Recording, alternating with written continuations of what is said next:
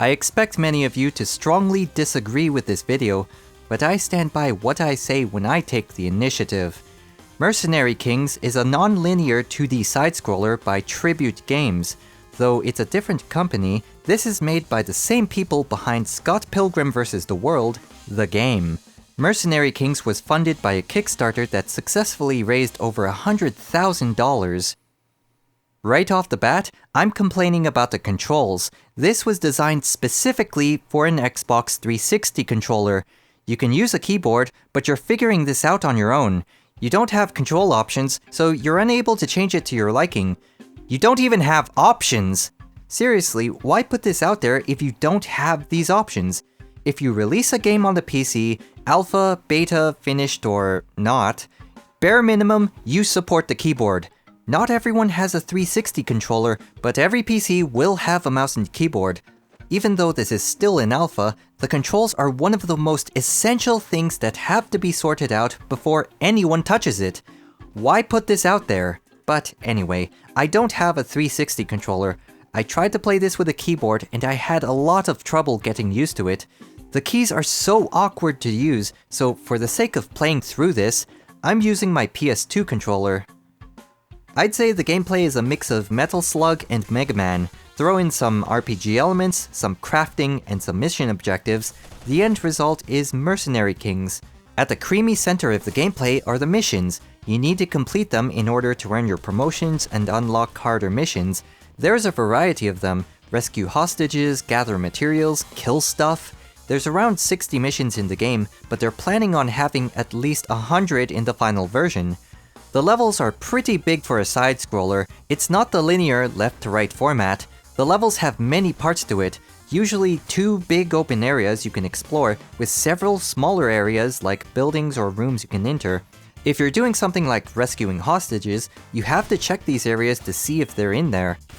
In between missions, you have access to the shops. You can outfit yourself with 2 mods that give you enhancements like running faster or jumping farther, but some of them will also have side effects like lowering your defenses.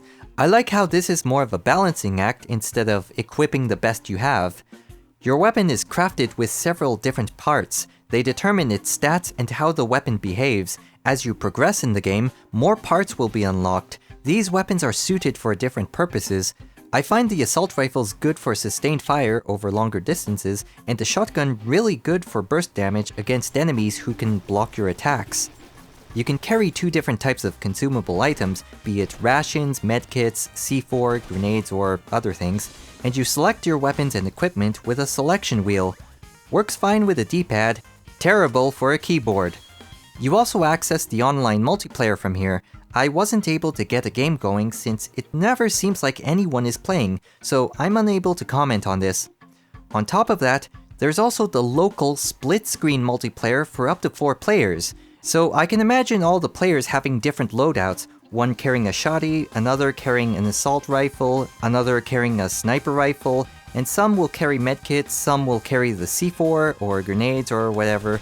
So everyone will have a different role they fulfill, and I like this idea behind the game. So Mercenary Kings is a very simple game. It's designed to be replayable with lots of missions to go through.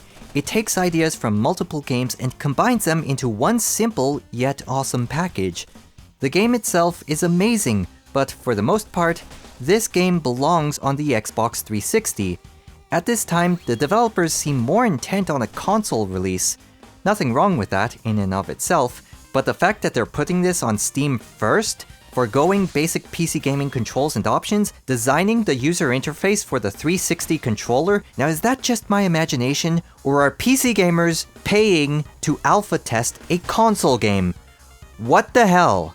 Yes, this is still an early alpha version. I fully expect to have bugs and missing features and content, but I would never call using or configuring a keyboard to play a PC game a feature. Early access is not an excuse to be missing the basics. But, on the bright side, this makes the analysis even more fun, doesn't it? I had to do some investigating because I smelled something fishy here. I looked through the Kickstarter, forums, and developers blog to see what's going on. Lots of people are having problems with the keyboard controls, so within the next few weeks, the controls will be fixed. They have to be. People are saying the keyboard controls are uncomfortable or unintuitive, thus being unplayable for them. I can attest to that. The fact that they put out a PC game without proper keyboard support should set off some red flags. But what's done is done. All they can do now is fix the problem. Except, I don't like the response I'm seeing on their forums. They're planning to add a config file that you have to manually edit with Notepad.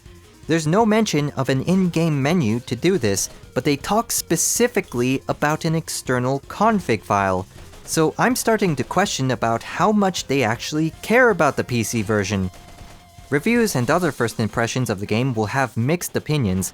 Again, it depends on the controls they use. If they use a 360 controller, they'll love it, they'll recommend it, they'll tell everyone how awesome the game is. If they use the keyboard, they will be pissed. In a few months' time, we'll see the game's full release. According to their blog, it's sometime in fall, and this will be on Steam and the PS4. I don't see any announcements for a PS3 or a 360 version, and this confuses me even more.